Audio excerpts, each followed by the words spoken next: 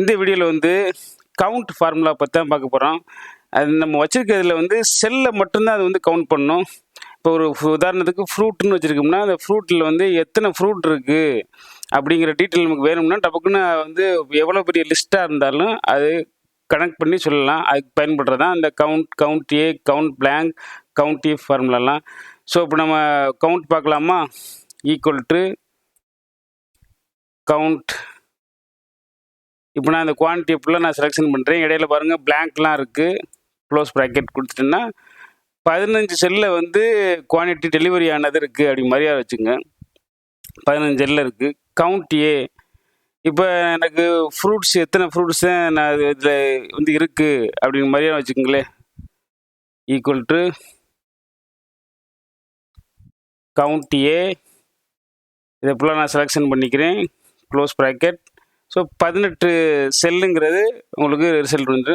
அதே மாதிரியே count பிளாங்க்கு equal to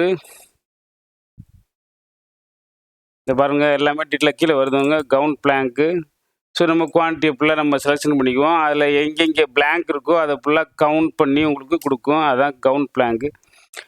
count if இது ரொம்ப யூஸ்ஃபுல்லானது. Count if equal to count if. இப்போ ரேஞ்ச் கேட்குது. இப்போ நம்ம ஃப்ரூட்டோட ஐட்டம் எடுத்துக்கிறோம். எடுத்துக்கிட்டு கிரைட்டீரியா கேட்குது. இப்போ உதாரணத்துக்கு நான் ஆப்பிள்னு எடுத்துக்கிறேன். ஆப்பிள் எத்தனை தடவை இருக்குது அப்படின்னு நான் தெரிஞ்சுக்கணும்னு நினைக்கிறேன். அந்த ஆப்பிளோட கவுண்ட் தெரிஞ்சுக்க நினைக்கிறேன். ஸோ டபுள் கோடு கொடுத்து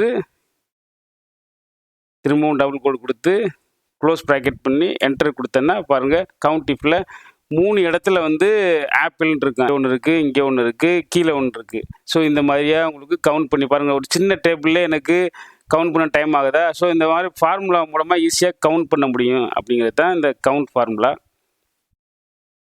ஐ ஹோப் உங்களுக்கு இந்த வீடியோ பிடிச்சிருக்குன்னு நம்புகிறேன். பிடிச்சிருந்துச்சுன்னா இந்த வீடியோக்கு லைக் பண்ணுங்கள், கமெண்ட் பண்ணுங்கள்.